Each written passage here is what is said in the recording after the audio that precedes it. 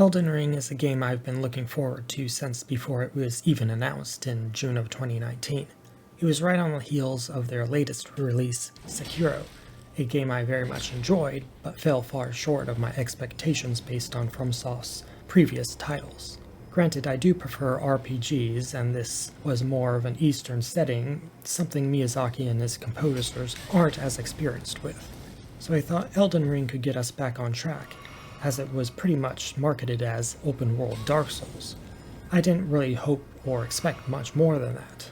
My confidence in Miyazaki has never been as high as most others, but it was at an all-time low at this point. Every time he tries something mechanically new, like skills in Sekiro, or weapon arts as they were in Dark Souls 3, they end up being shallow additions that don't really have much of an impact. Beyond that, he clearly just does not know how to implement a well-functioning magic system, as it is overpowered in Dark Souls 1, underpowered for much of Dark Souls 3, and practically non-existent in Bloodborne. And then there's his narratives. All of his stories ultimately were about how he thinks immortality is actually a bad thing, which is slave moralistic nonsense in my opinion, but most things are these days, so I don't really hold that against him. You can have a good story with a silly message. It was more of the fact that he could only tell that one story over and over again. So as you can imagine, it came to my surprise that these were actually some of the areas where Elden Ring shines the most. Beyond the quality of the game, I think it's important to recognize when a game developer improves and succeeds in areas that they once failed at. It's also important to recognize it regresses, but we'll get to that in time. I should also note that it is somewhat difficult to discern the contributions of separate directors on the same title. Yui Tanimura co-directed Elden Ring along with Dark Souls 3 and Dark Souls 2. I won't go into speculation in this video as to what the contributions of each director was, but it is worth taking into account. For now, let's start off with what may be this game's biggest accomplishment, a fully designed open world.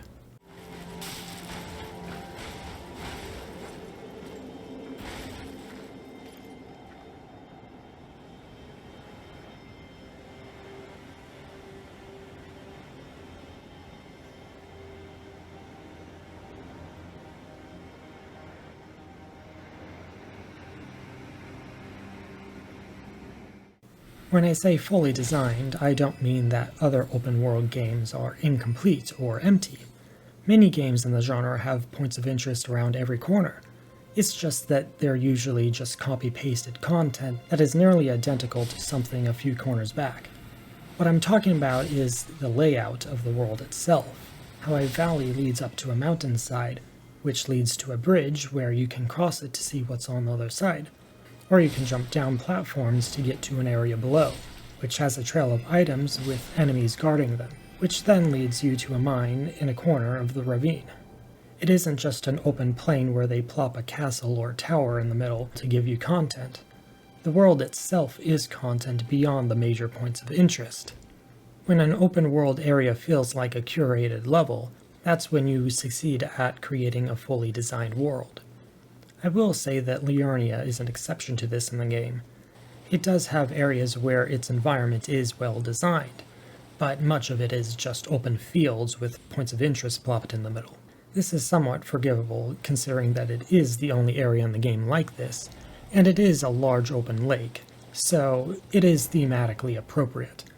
But it would have been nice to see a bit more density to the environment. Many reviewers and commentators completely miss the mark when it comes to why Elden Ring's open world is so innovative. Many of them talk about map markers of all things. They say that it is so refreshing to have a map with no markers telling you where to go, enabling you to explore and discover on your own. The problem with this is that Elden Ring absolutely has map markers. It's just that they're embedded into the art of the map itself. Mines have brown dots where they are on the map. Evergels are bluish circles early on and then they just kind of stop. Telescopes and minor Erd trees might as well be icons considering how large they appear on the map. And in an update to the game, certain NPCs are shown as icons before you even talk to them. I assume these reviewers are comparing it to Ubisoft games where they have the entire map flooded with unnecessary icons. But do they forget games like Elder Scrolls? Elden Ring essentially has the map revealing format of Skyrim, where the map is blank until you fill it out by discovering new locations. The only difference is that you can't discern anything from the blank Skyrim map, whereas in Elden Ring you can have a rough idea of what you're going to come across based on the geographic details of the map. This is not inherently a bad thing. One is for convenience and a more accurate view of the world, and the other is for blind discovery. Regardless, this game's map design is not as innovative as others have claimed. One area that could be considered an outlier is in the content density of the world. Beyond the designed environment, the points of interest that populate the environment are spaced out in a way that constantly draws your attention. It could be something as simple as seeing an item on the road, but enemies hiding in the bushes nearby jump out and ambush you when you try to take it. The item you get from that encounter may be worthless, but now that you're there, you see a shack in the forest right ahead. This leads to a new encounter that draws your attention to something you see at the edge of a cliff nearby. This chain of discovery continues throughout the game's world. Even in Liurnia, there are plenty of things to catch your attention in the lake, despite the larger distance between them. In most other open-world games, you have to search for points of interest, or you can see one but it's a large distance away. In Elden Ring, your attention is constantly being pulled in different directions, and they're so close together that you never really find yourself waiting for something to do. Now, you could say that a lot of this content is just filler and not up to the quality of the main points of interest.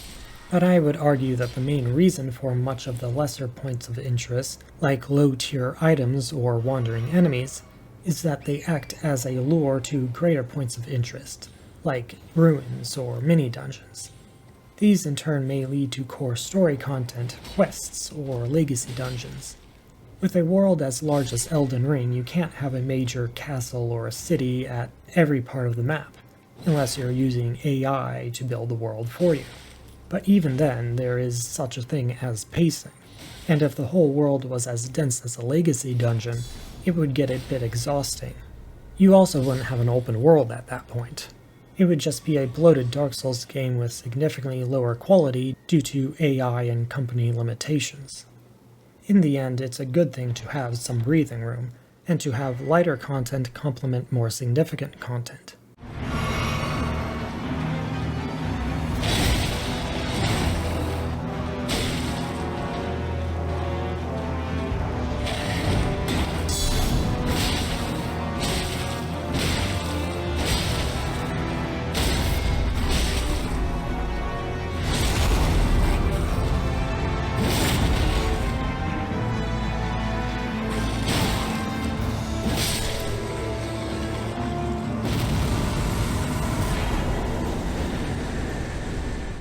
As innovative as Elden Ring's open world is, it still has the same problem every other open world game with a leveling system has: balance. For instance, both Limgrave and the Weeping Peninsula seem to be balanced for the same level of difficulty. But there is so much content in these two areas that you're bound to be over-leveled for at least half that content. And that's just if you stick to those two areas early on in the game. But what if you get teleported to Caelid, a much higher level area, and do some content there? Or what if you do some Limgrave content and then take on Stormveil Castle? Perhaps you venture into a bit of Liurnia and realize you haven't even gone south or east yet. By the time you get back to these lower level areas, the content might seem boring as you're killing everything in 1 or 2 hits, and the enemies don't really threaten you that much. In this way, the game essentially punishes you for exploring, because if you deviate too much from the intended path, you end up missing out on content that's supposed to be challenging. On the other hand, if you do follow the intended path, content that is supposed to be particularly difficult, like Caelid, come across as being of similar difficulty as previous zones when you finally get to it. There are also some absolutely baffling decisions on what FromSoft thought would be the natural progression route. The biggest offender of this is the Deeproot Depths, which is balanced for players just finishing Notcron. But the two entrances are either at the end of Langdell, a much higher level zone, or past a double gargoyle boss that is perhaps one of the most difficult bosses in the game prior to the mountaintops of the giants. I get that some bosses are easier for some builds than others, but the amount of health and damage negation they have suggests to the players that they should be at a higher level before taking on that boss. In an open world game where the intended path is somewhat unclear, players measure where they should be at based on the difficulty of the area. And when there are major difficulty spikes, that's a sign the game intends for them to come back later. Even if you beat the gargoyles when you first encounter the area, it doesn't make sense to explore the underground of the capital before you explore the capital itself. This is what happened to me on my first playthrough. I'm fairly stubborn when it comes to bosses, so I killed the gargoyles, took the coffin to the next area, opened the map to see I was under the capital, and said, "Oh, this was probably a shortcut to a later game area. I should go back and finish Ronnie's quest and do this area when I get to it on the surface." Of course, by the time I got to Langdell and went back to this area, I was level 100, everything was dying in 1 or 2 hits, and the bosses were made of paper. I didn't even get to see the Lich Dragon's second phase, which sucks because it looked like a really cool fight. But then you kill it in the first 20 seconds and you're like, oh, okay, well that was terrible. Poor balancing decisions like this can ruin an entire section of the game. For the record, I'm not saying that the gargoyle boss should be easier, it's fine just as it is, but the deeper depths should be balanced for after the sewers of Langdell. Getting to it through the gargoyle boss would then be a sneak peek at a higher level zone, like when you get teleported to Caelid early on. It would also make sense for the story, as the topics dealt with in this area are some fairly late game stuff. Though this area is the biggest offender, there are other areas that seem out of order as well, like how you get somber smithing stones 7, 8, and 9 in Noxtella and the Lake of Rot, which is following Ronnie's questline, but you only get tiers 5 and 6 when you get to the Altus Plateau, presumably after Ronnie's questline, which brings us to the topic of upgrades. In truth, levels don't really mean that much in this game compared to others, as one level could either mean 1 extra point of stamina, or access to a new weapon or spell that can annihilate your enemies. Admittedly, this is a bit of an oversimplification, but the point is that the real power is in upgrading the weapons, as that is the main determinant of your damage output. So in Elden Ring, overleveling in the traditional sense doesn't really matter that much if you're using unupgraded weapons. The problem is that it's even easier to overlevel your weapons in this game than it is your character. To gain levels, you need to obtain a large amount of souls, which require you to fight through zones and dungeons and kill bosses. To upgrade weapons, on the other hand, you just need to find the materials for it. Normally this wouldn't be a problem in a traditional Souls game, as you would find the proper tier upgrades in the levels as you go through them. But in an open world where they're just lying about, there's very little stopping you from getting a boss weapon to max level very early on in the game. You could get somber smithing stones 1 through 5 and 8 and 9 easily in the open world, not locked behind any bosses or quests. You can get a 10 by doing Vare's quest, which is only locked behind Stormvale Castle. You do need to kill Radon and do some of Ranni's questline to get 6 and 7 before reaching the Altus Plateau. But regardless, a plus 5 weapon is way overleveled for most of the early game content, and a plus 10 boss weapon by the Altus Plateau makes the game trivial until the mountaintops of the giants. This should not be this easy, especially because the upgrade pacing of normal weapons is far more balanced. Sure, you could go around grabbing materials from mine to mine, but since you need 12 of each tier to get to the next tier, you're unlikely to surpass plus 16 out of 25 prior to reaching the Altus Plateau. The point is that if you're not min-maxing, the game is far more balanced if you're using boring weapons than if you're using cool weapons. Yes, I could limit myself, but I shouldn't have to do the balancing for the game. A well-designed game does the balancing for the players. The simplest solution to this is to just adopt the same or a similar system of upgrades to the normal weapons. They should remain separated, as finding a boss weapon upgrade should be more valuable than finding a regular one. They could also order the zones in terms of difficulty and upgrades better, but I've touched on that already.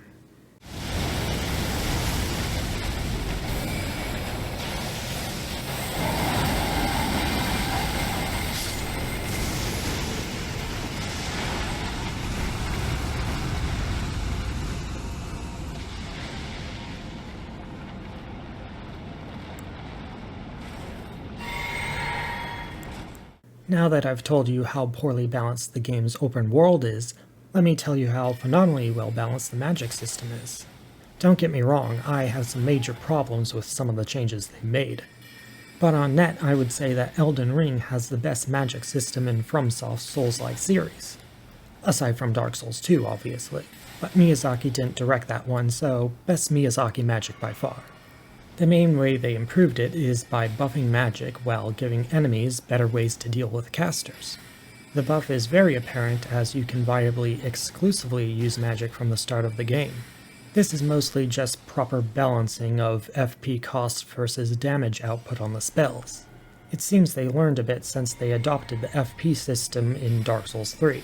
However, the biggest change that has helped magic succeed is the speed and fluidity of the casting. Casting spells in Elden Ring feels more natural and like you're actually casting it from your staff, similar to Dark Souls 2.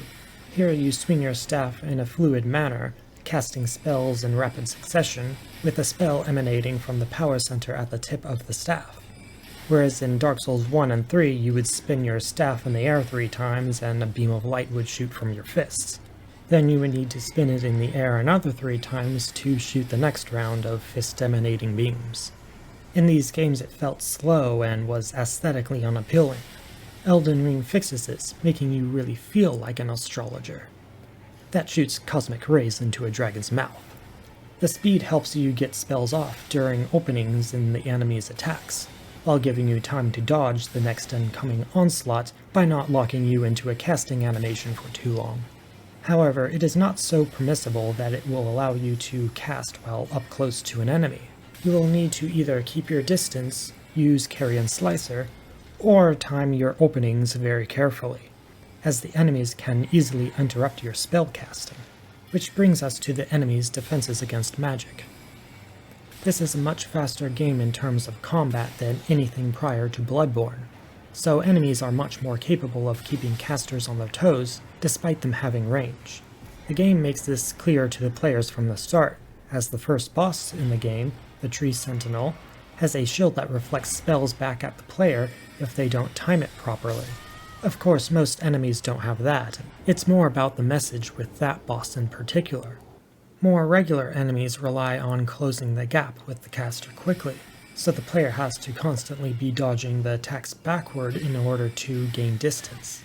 I should note that it is generally harder to dodge away from an attack than to dodge through it, as you are moving closer to the edge of the weapon rather than the hilt. There are also more hitboxes where the weapon swings than where the attack originates from. You could instead decide to dodge through and cast during openings, but then you're probably better off just using Carrion Slicer. You also presumably have less stamina than melee classes, so it will be more difficult to fight up close as you consume more stamina, needing to constantly dodge attacks. And though you do have range, the more powerful spells require you to be closer to your opponent for them to hit, making it easier for them to close the gap and interrupt you. On the defensive front, there are a lot more enemy types in this game that can avoid your spells and projectiles. For example, the Kindred of Rot Pests and the Knights of Zamor dodge projectiles very easily, so you have to wait until they are stuck in an animation to get a spell in. Other enemies like dogs and horseback riders can simply outrun the spells if you aren't positioned properly. Yes, there are plenty of enemies that can't really do much against ranged casters, but even then, you have to weigh whether it's worth spending FP on enemies that don't really pose that much of a threat. Of course, this mostly applies to dungeons, as you get plenty of flask refills in the open world. A questionable decision in my opinion, but I'll touch on that a bit later. Overall, I think they did a good job at making magic fun and powerful while also not just turning it into easy mode. With all of that said, I do have problems with some of the changes they've made, and probably my biggest gripe is with memory stones. Who in the world thought it would be a good idea to untie spell slots from character stats? This basically makes every non-caster class in the game a melee magic hybrid. There are so many spells in the game that have very low stat requirements that you can have a full-on strength barbarian build and still have 10 spells on you with no investment into mind. You could buff your weapon, buff your defenses, heal yourself, cure ailments, and throw fireballs without a single point spent into mind, and only with a few points spent into faith or intelligence. In previous games, low requirement spells weren't a problem, as you could only equip 1 or 2 spells if you didn't invest points into attunement, or no spells at all in the case of Dark Souls 2. But in Elden Ring, you can have a spell for every occasion, even if you're playing as a thief or a knight. This renders most of the consumable items useless, as why would you use a limited use item to cure poison when you can just use a spell that you happen to have equipped? Why throw a fire pot when you can throw a fireball instead with an upgraded seal? And why use magic grease when you can enchant your armament at will with only a few points spent in intelligence? Sure, you may want to save your FP for your weapon arts, but if you happen to be out of neutralizing boluses, you still have the ability to cure poison regardless. It harms the role-playing aspect of the game for non-magic users, as it seems like there's no such thing as a non-magic user in Elden Ring. It also reduces the value of items like the Moon of Noxtella, that increases your spell slots. This could have been a very useful item for non-magic users, giving them some more versatility, but instead it just seems excessive to anyone that doesn't use double or triple slot spells, like high-end sorcerers. The mind stat already feels weak, only giving you 3 FP per level before level 21. Taking spell slots away from it as well just makes it painful to ever put points into it.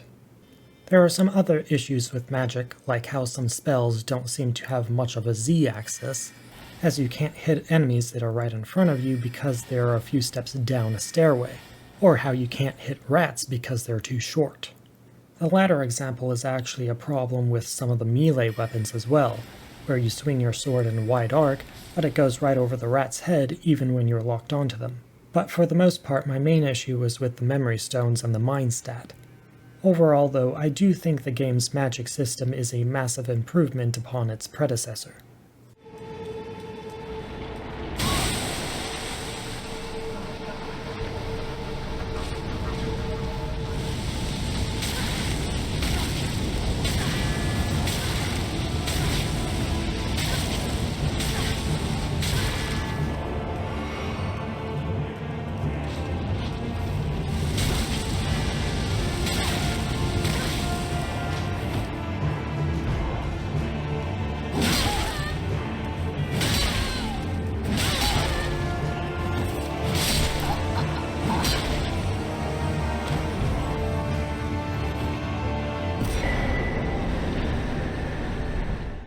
Now that mages had their turn, let's talk about all you dirty weapon wielders.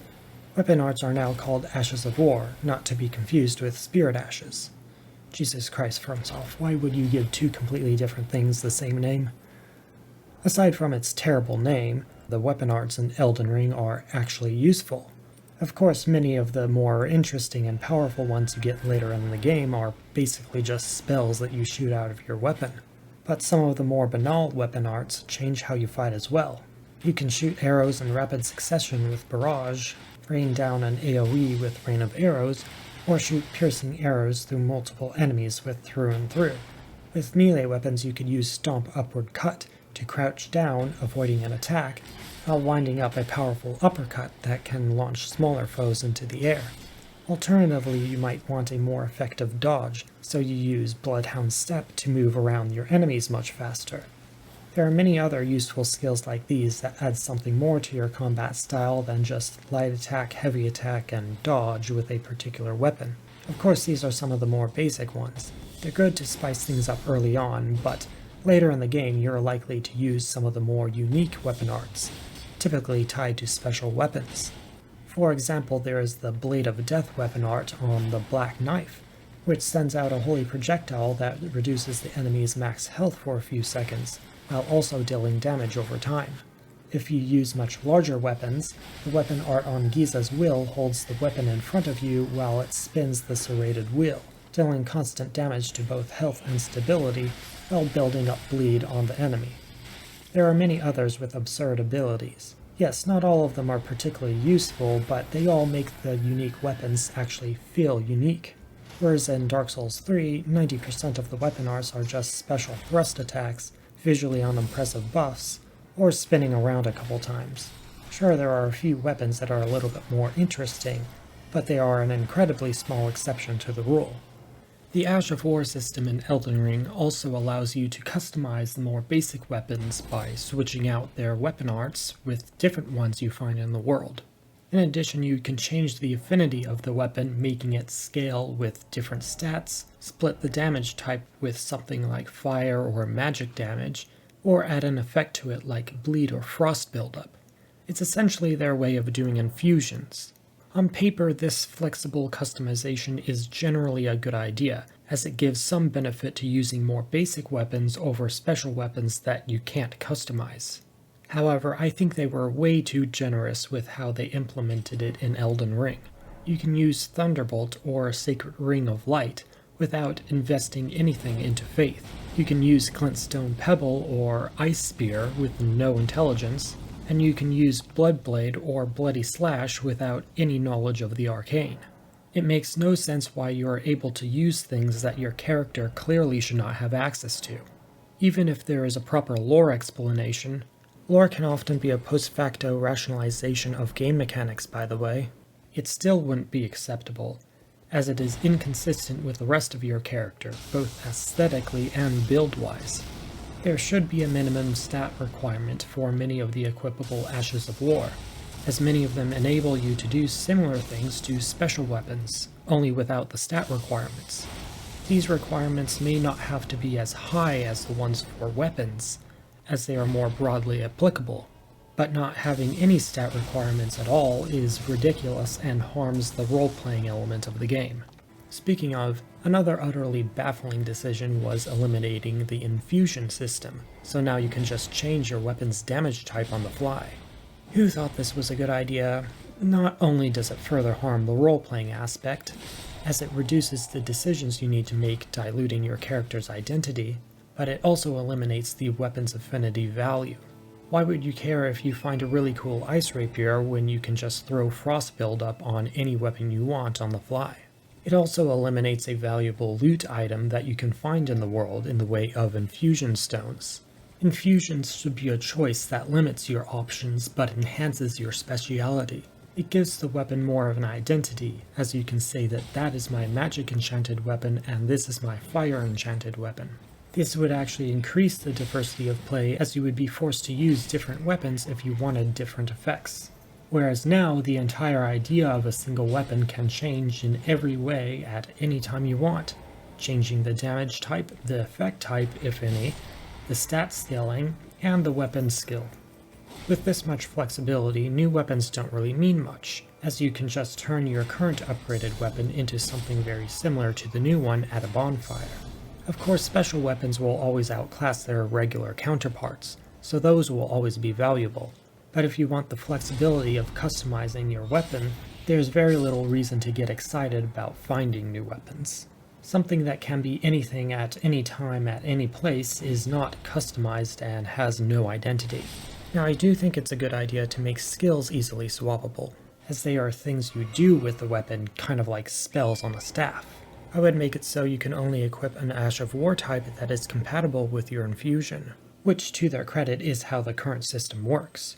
You can't equip Flame Strike on a poison affinity weapon, for example, though that restriction doesn't really mean much as of now since you can just change your weapon's affinity with the Ash of War. I could go on about how not allowing infusions on boss weapons may have led FromSoft to overcompensate by making regular weapons too flexible, but that's more of a criticism of Dark Souls 3, as that is when the change was made. But overall, the new weapon arts in this game were fantastic. However, the implementation of the system was semi-atrocious.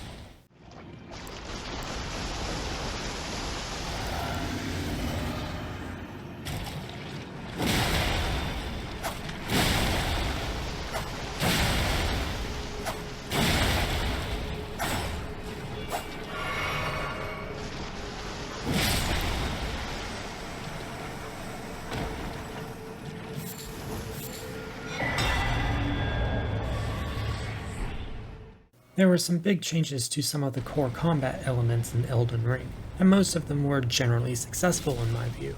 The three biggest changes are the stagger to riposte system, the guard counter system, and jumping. In Elden Ring, you deal stability damage to an enemy's pose in addition to damage to their health. If you deal enough damage to their stability within a short enough window, the enemy will stagger or fall down, opening them up for a riposte, similar to when you parry them.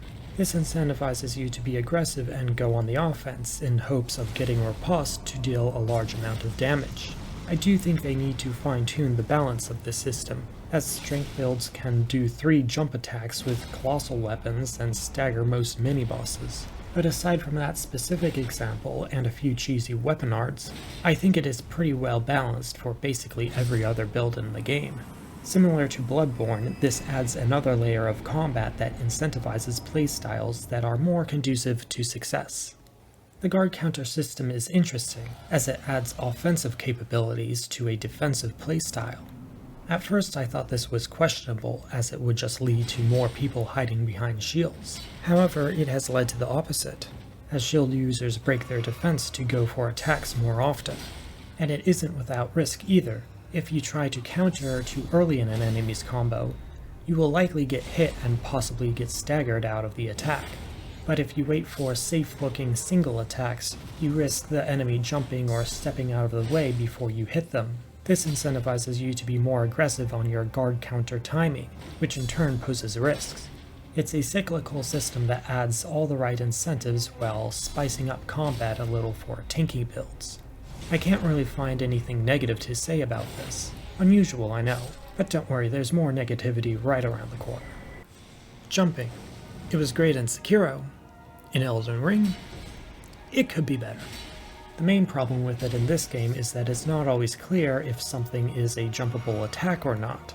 The ground attacks like stomps are clear that you can jump over them and work just fine. But there are many weapon swings in this game that are jumpable but don't look like it at all. But when you do jump some of those attacks, the enemy's sword goes directly through the core of your body, but you take no damage because half of your body has iframes.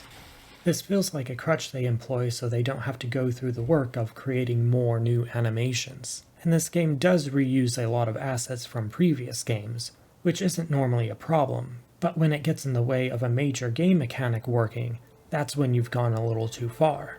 The reason it works so well in Sekiro is because you jumped higher, the weapon sweeps were closer to the ground, and the weapons themselves were a lot smaller with thinner blades. I'm not saying that you should jump higher in this game or we should shrink half the enemy's weapons. This is more of a situation where the game mechanic doesn't fit the game. I'm all for the jumping button, but they shouldn't try to make it work the same way as it did in Sekiro, an entirely different game. The main way they can improve it in Elden Ring is to make jumpable attacks look jumpable by having lower sweeps. And for attacks you don't want to do that with, just make them unjumpable. It's really not that big of a loss considering you're not playing as a professional ninja that can jump on people's heads.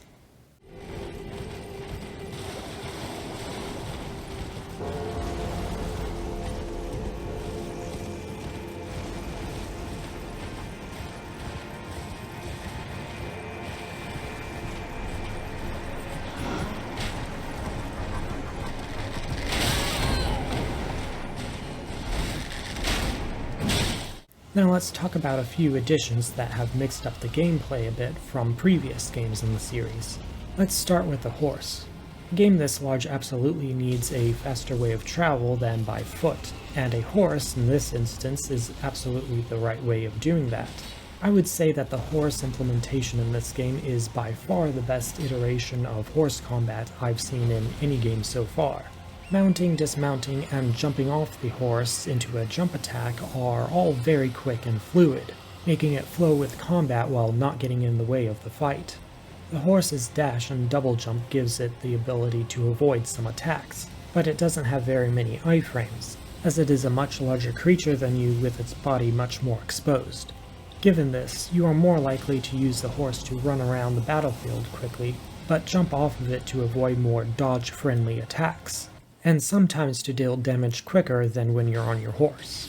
Unfortunately, most enemies in the open world can't really keep up with the horse, making a lot of these enemies trivial. You can just run in and out of melee with Torrent, dealing some quick damage, and leaving before the enemy can do much of anything.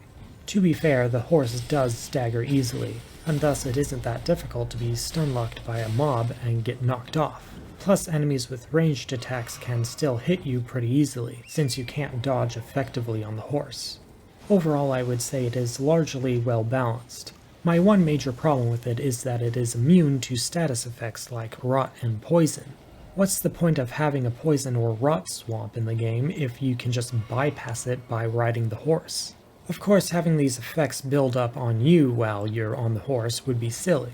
I think they should have had it build up on the horse so you would have to heal it with berries. When the horse is unsummoned, the meter should be paused and resume where it was when it gets summoned again. This way you can't cure its effect by just dismounting and remounting. Perhaps they could also have new crafting consumables that you can feed to your horse to cure various status effects. This brings us to the crafting system. I mean, it's there. It's probably very useful for ranger builds since you can craft arrows and bolts on your own. You don't have to constantly be going back to merchants to buy more. It's also thematically appropriate for rangers, as they are known for scavenging and MacGyvering their way through problems. They could also make pot bombs, perfumes, greases for their weapons, cures for their elements, and other fun tools like the Bewitching Branch that can charm enemies. It even works against some mobs in boss arenas. There are even talismans that boost pot and perfume items. Having them limited to the amount of pots and perfume bottles you have also gives a progression element to this style of play, gaining more power and damage potential as you get more containers. Of course, most of this is invalidated by the fact that every character in the game has access to 10 spell slots, but I already gave my rant about that. If you go out of your way to ignore the spell slot system, I could imagine this would be a very fun and interesting way to play. Though it all seems great on paper, I cannot judge for myself as I have not made this type of character. But if they somehow managed to screw it up, the fault would likely lie in the balancing, as it usually does for these sorts of things. It's a niche playstyle, which is probably why you haven't heard much from it, but hopefully it's well implemented for that subset. And for the rest of us, it's there. Another new mechanic they added is Flask Restoration, and it's kind of a mess. Elden Ring doesn't really put much weight on resource management, as they are way too generous with flask refills in the open world in my opinion. I understand the logic of having them to begin with, as it keeps the player exploring for longer, but you get refills from killing a small group of enemies or even one more difficult enemy, and this is on top of the teardrop scarabs, which are redundant and shouldn't exist to begin with. There's already a generous system for refills. We don't need more refills on top of that. It also reduces the value of hearing or seeing a scarab, because it could be a special item, or it could just be another worthless refill. I think the original idea of kill all the enemies in an area and get a refill is a viable idea. It's just that the game breaks that rule a lot. Other times they don't necessarily break the rule, but they put like 5 basic enemies in a room that pose very little threat and call that refill worthy. This completely eliminates the value of any health or FP restoration talismans, and makes the world very unthreatening. There are also so many grace points in the world that you really don't need refills at all. Either reduce the number of graces you find in the world, or get rid of this mechanic altogether. It's completely unnecessary. Probably the biggest addition in this game is the Flask of Wondrous Physic, and it's basically 2 extra ring slots that are basically 4 extra slots. The obvious example of this is that the stat increasing tiers, like the Intelligence Not Crystal tier, increases your intelligence by 10, whereas the Stargazer Heirloom Talisman only increases it by 5. This is similar to the Shrouding Crack tiers that almost double the amount of damage boost given to you by their corresponding Scorpion Charm talismans, and those things decrease your damage negation. Now you might say, double the ring slots, that sounds awesome. But you see, there is this thing called balance and build permanence that are utterly destroyed by this. Let's take my sorcerer character for example. At a native 70 intelligence, adding all the buffs from talismans, rune arcs, armor pieces, and the Flask of Wondrous Physics, I can get to 93 intelligence and still have room for boosted magic damage from the other half of the Wondrous Physic, boosted sorceries from the Graven Mass Talisman, boosted sorceries again from Lusot's Glintstone Staff, and faster casting time with the Radagon Icon Talisman.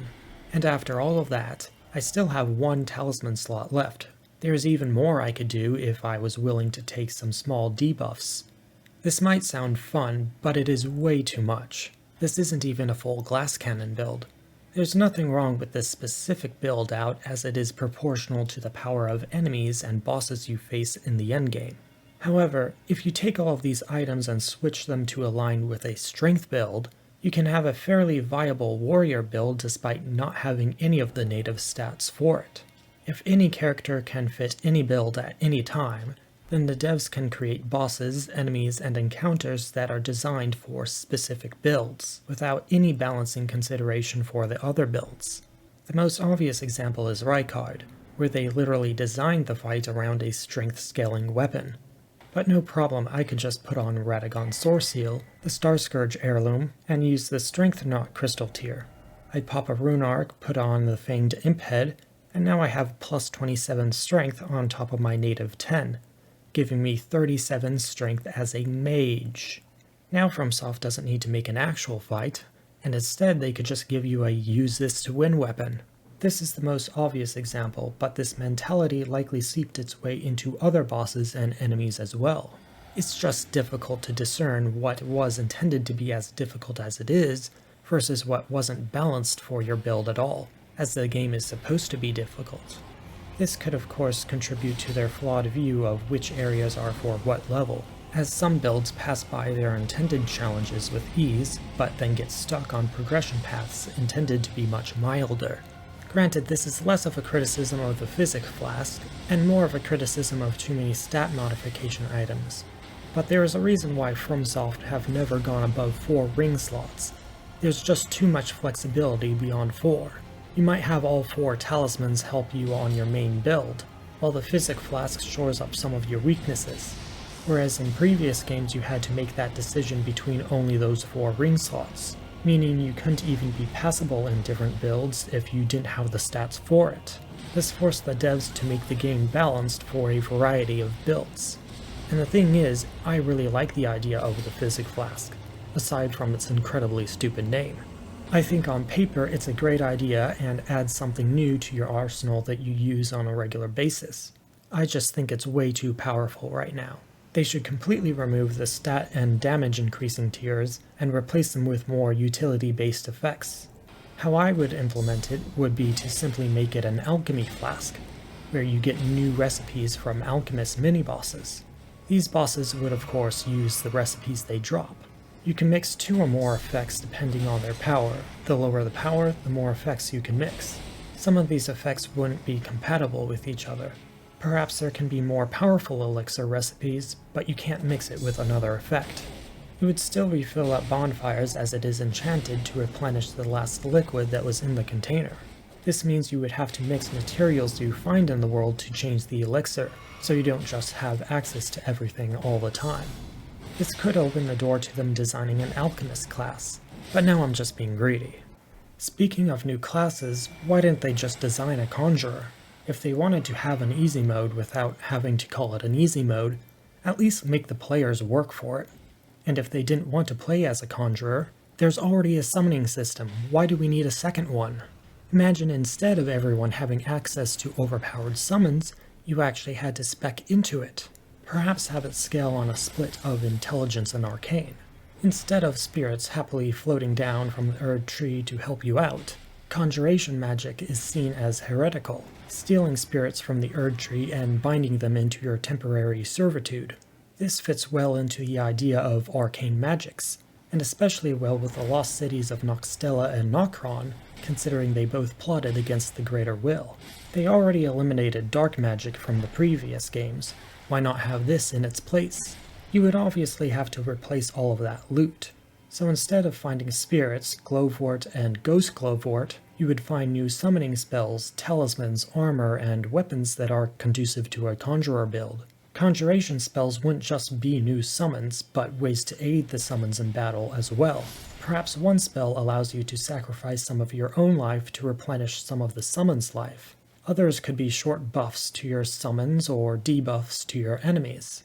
There could also be more utility-based spells, like swapping positions with your summon or the enemy, conjuring earthen walls to shape the battlefield or to block your enemy's attacks, or conjure different terrain like from a lake to deal more lightning damage, or tar to slow down your enemy or to catch them on fire for a time. You see how much more interesting this is? It would still fulfill the desire of those who wanted help in a fight, while also teaching them the mechanics of the game and how to make a proper build. It also seems like a cool way to fight if they balance it properly. You would essentially be playing easy mode without it feeling like an easy mode, as it does right now, since you would need to employ the right tactics to win the fight. Oh, I should note that whenever I advocate for changes in this review, I'm not actually suggesting they patch this into the game. These are just criticisms of what I think they should have done during the game's development.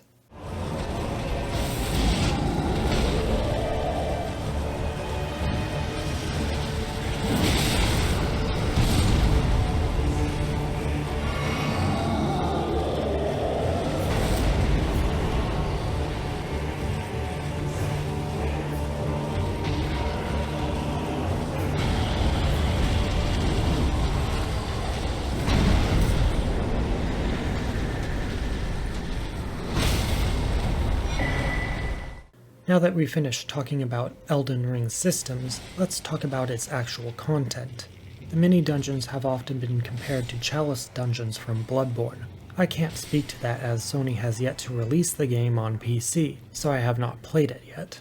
But I know the general consensus, which is always right by the way, says that they were underwhelming at best. I would largely agree with this description of the mini-dungeons in Elden Ring. There are some more interesting ones later on in the game, but most of them just feel like going through the motions in a nearly identical dungeon to the last 5 I went through. The bosses in many of these dungeons are also incredibly underwhelming, and are often repeated multiple times as slight variations of the same boss. The obvious example with this is with the cat statues, but this bleeds into the open world as well. The tree spirits, the tibia mariners, the Erdtree avatars, the alabaster lords, the Deathbirds, the Knights Cavalry, the Black Knife Assassins, the Bell-Bearing Hunters, the Duelists, the Misbegottens, the Magma Worms, the Falling Star Beasts, the Crystallian Bosses, the Dragonkin, the Godskin Apostles and Nobles, and of course the Dragons. Some of these are pretty good fights, but you fight them so often that it becomes a routine, which is a shame because a lot of these bosses are quite memorable on their first time you encounter them.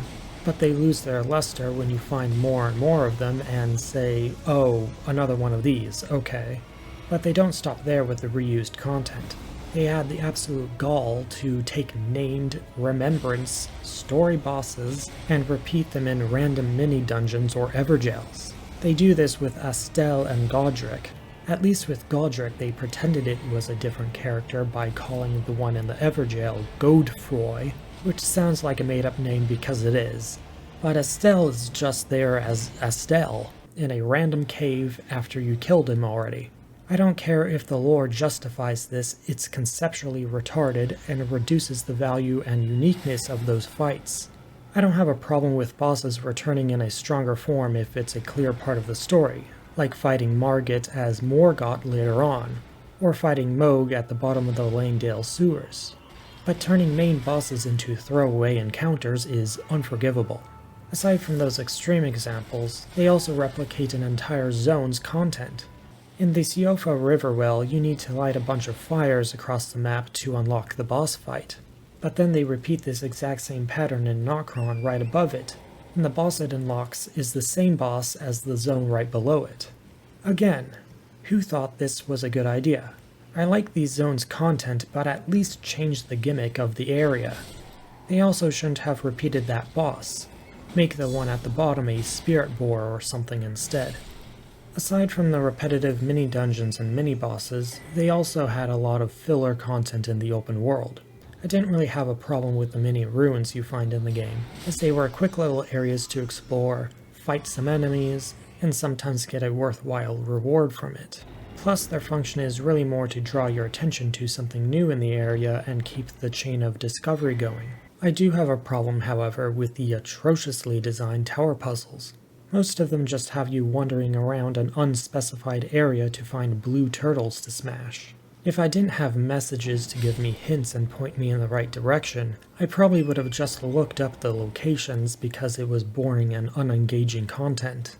I ultimately had to look up the solutions to two of them, one being the first Iridition gesture one, as I never really interact with the gestures unless I have to, and the other was the one at the Moonlight Altar, since the turtles spanned across the whole of the Moonlight Altar, as opposed to just the immediate area around the tower, as all of the previous ones have been up to that point. There's not much more to say about this, it's just monotonous nonsense. If FromSoft wants to start adding puzzles in their games, they really need to find someone that knows what they're doing, because this is just unacceptable. Another piece of filler content is the Everjails, and aside from the repeated bosses from them, I think they're actually a good idea. Using regular enemies as mini-bosses early on, like the Crucible Knight or the Bloodhound, teaches you how to fight them, preparing you for when you encounter them more often later in the game. They're ultimately mini-bosses designed to be filler content. They don't all have to be amazing spectacles.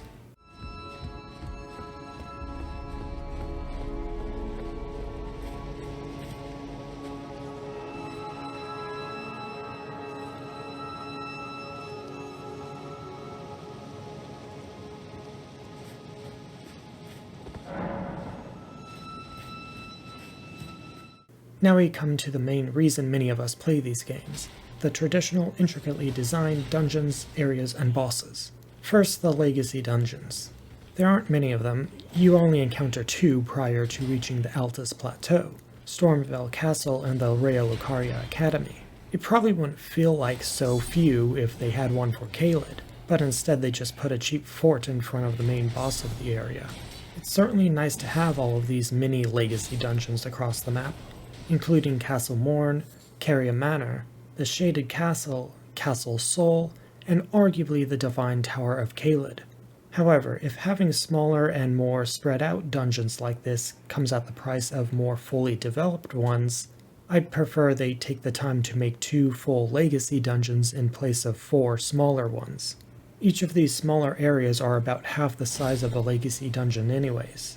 This would give them enough room to turn both Redmane Castle and Caria Manor into actual Legacy dungeons worthwhile, and you would still have room for the Shaded Castle for Millicent's quest, and Castle Sol for Latenna's quest.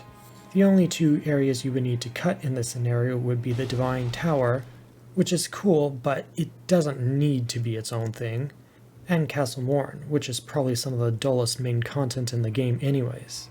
If you really wanted to keep it, you could just throw a few random forts from the open world together and call it a day.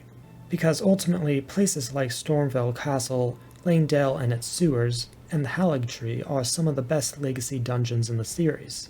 The amount of verticality, interlocking pathways, and secrets in these areas put a lot of their predecessors to shame, which is really saying something since most areas in FromSoft games are phenomenal. Raya Lucaria, Far Missoula, and the Volcano Manor are pretty good as well, but there are certainly better ones in the series in my opinion. Regardless of where I rank them, they all stand out as the highlight of my playthrough. Splitting them up into these mini Legacy dungeons just waters them down to the point that they feel like slightly better mini dungeons essentially. Beyond traditional dungeons, Elden Ring has some more open areas that I would still qualify as Legacy content. Most of these areas are in the underground. Some kick you off your horse like in dungeons, but others let you keep it as it is a more spread out level. I like these areas a lot. They sit somewhere between a mini Legacy dungeon and a full one. Even though they are smaller than a Legacy dungeon, they feel like fully developed experiences that don't come up short. You can tell a lot more time and effort went into developing these areas than the mini Legacy dungeons, both artistically and from a design perspective. Having different levels perceptible from each other especially shows off the verticality and interconnectedness of the zones. And aside from the largely empty Lake of Rot, all of these areas have plenty to explore and things to discover. There have been a few open area levels like this in previous games, but they're usually just swamp zones, so I'm glad they've changed up the formula a bit. Overall, I would say these areas are a massive success, aside from Nokron copying Siofra River's gimmick, but I went over that already. Now, the bosses in this game are a mixed bag. I already expressed my disapproval of reusing so many bosses, especially main bosses, but the quality of the ones from mini-dungeons is questionable as well. They're usually not much of a threat and just come across as filler content, and the ones that are a threat are usually just reused bosses that you've seen in other areas of the game. The world bosses that you fight in the open world do feel like actual bosses, aside from the Tibia Mariners, which were just terrible. I don't know what they were thinking with those. But even then, they repeat so much that they also come across as filler content after a certain point. The main story bosses is where this game really succeeds. Pretty much all of the bosses with remembrances were well designed. Even Rykard, which was just a gimmick boss, was a great spectacle. I would have preferred it be an actual fight, but what we got was inoffensive, as it lasted longer than Yorm and was visually impressive. It was also the only gimmick story boss in the game, so it wasn't overdone. I will say the final boss isn't necessarily bad, but it really should have been broken up into 2 fights. Give Radagon an interesting second phase, give the players a grace in the arena afterwards, and have the final boss trigger when you interact with Radagon's corpse. Let players tackle the Elden Beast without having to go through an entirely different style boss every time. You might need to make some balancing changes to the 2 bosses' health, but this would ultimately improve both fights dramatically. Radagon would feel like a major encounter rather than just a minor one before the real boss, and the Elden Beast would actually be tolerable. Another boss people have many opinions about is Millennia. I think she's the best boss in the game, and one of the best in the whole series. A lot of people complain about her waterfowl dance, but after learning the boss, there are many ways to deal with this. If you're ranged, you can just run back from the first 2 and then run towards her to avoid the third. If you're melee, you can outrun the first, but not the second. Here there are several tools you can use.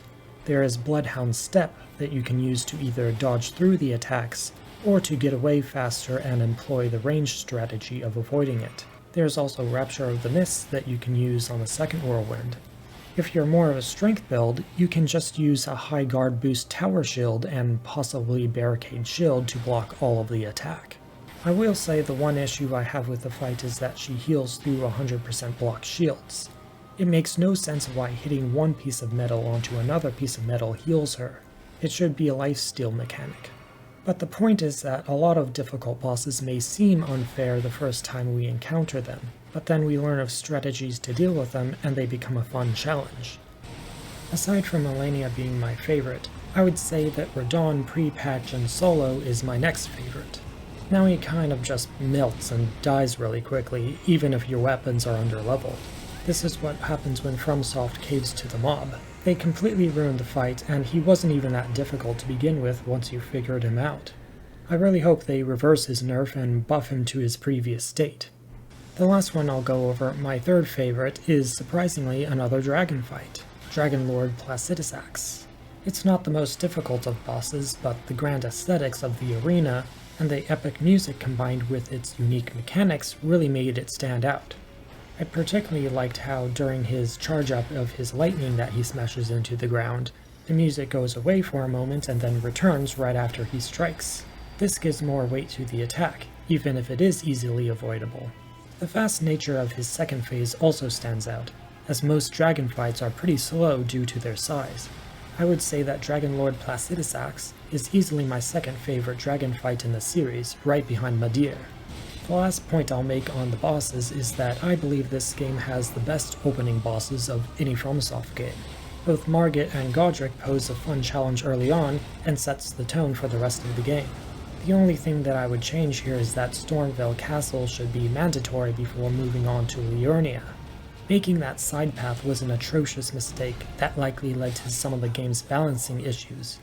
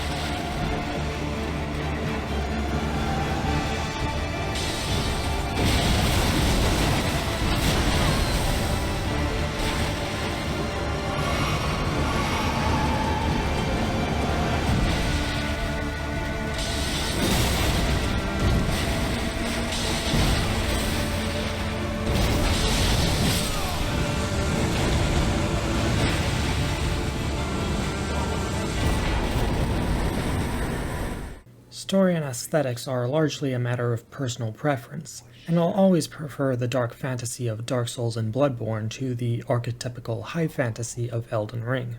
With that said, it is refreshing to see a story from Miyazaki that doesn't just boil down to immortality bad. Don't get me wrong, he still manages to throw that into the story as well, but it's fairly tertiary in Elden Ring. The primary story focus of this game is order in its various forms. The Golden Order wants to maintain reincarnation through the Erd Tree, Fia wants permanence of death restored through the Rune of Death, and Ranni wants order to exist, but for it to be distant to allow freedom from the greater will. So in other words, Ranni's the good guy since she's the only sane person fighting against the aliens. There are a lot more complexities to the lore that I don't really need to get into here. I'll leave that to the Whispering Australian. However, I will point out that many people made fun of Guillaume's involvement, questioning how much of an impact he really had. I never watched Game of Thrones or read any of his books, but from what I have seen of his work, I think he had a major role in the creation of this world. You can clearly see it with the intricate political squabblings and conflicts of the many different factions and important individuals. I hope Miyazaki takes some lessons from Guillaume here in future projects, as this is probably his most nuanced story in his catalog. I think Guillaume can also take some lessons from Miyazaki when it comes to aesthetics. A nuanced political conflict won't do you much good if the aesthetics are just bland realism all the time. It's ugly and I want to look at pretty things. The questlines in this game are about as obscure and interesting as they were in previous games. I will say that in a game this large, a little more direction is probably needed, as you would essentially be looking for a needle in a haystack. Whereas in past games the more linear pathing made it easier to happen upon the quest objectives.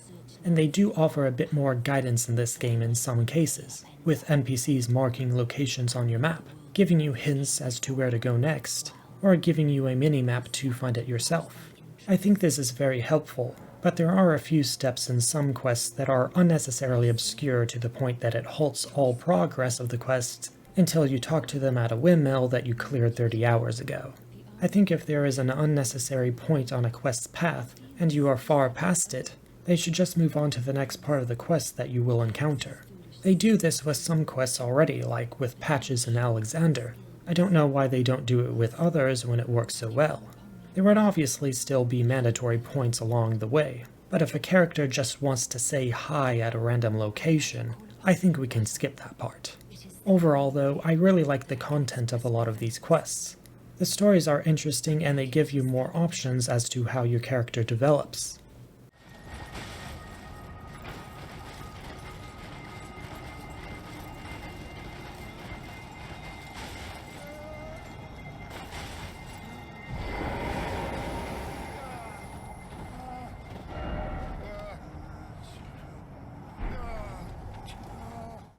I don't find rating games on a numerical scale is always a good idea, as it is usually relative to other games. And if we were comparing FromSoft games to much of the mainstream game industry, they would all be 9s and 10s, which wouldn't be particularly useful in assessing their relative quality. Instead, I measure it by ranking them in relation to each other. So without further ado, here's my official ranking of FromSoft games. Yes, I know some of these choices are particularly controversial, but that'll be a topic for another day. For now, let's focus on my placement of Elden Ring. I went back and forth as to whether this game is slightly better or slightly worse than Dark Souls 3. I've come to the conclusion that this game has made so many leaps forward and so many leaps back that it is more of a step or two to the side than anything else. Elden Ring is so much better than Dark Souls 3 at some things, but Dark Souls 3 makes Elden Ring look like a joke in other areas. So in the end, I would say that Elden Ring is as good of a game as Dark Souls 3. They just have different strengths and weaknesses. Now you might be saying, but Delone, you haven't even addressed the title of this video. Was it just clickbait?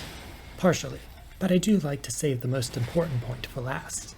So returning to the title of this video, is this game a continuation of the Dark Souls series, or is it something different? Now, to us, the players, this isn't really important and is really more of a matter of semantics. Sure, Elden Ring has an open world and a horse, but if we're being honest, Crimson and Cerulean Tears are just Estus flasks, Talismans are just rings, and Ashes of War are just weapon arts. It's clearly the same game with some major changes and different content. But the more important question is, how does FromSoft view this? Do they see this as a continuation of their Souls series, where this is the direction they will take going forward? Or do they see this as a supplement to their core RPG, dungeon crawler style Souls games? Is this merely a way to rope in the mass audience to introduce them to this format, or do they intend to water down their Souls-like experience to cater to them more and more? The degradation of the RPG elements, giving the game more of a sandbox feel, the cheapening of the boss health bar with mini-bosses, the existence of spirit summons, the power creep, and the wildly unbalanced open world progression doesn't bolster my confidence.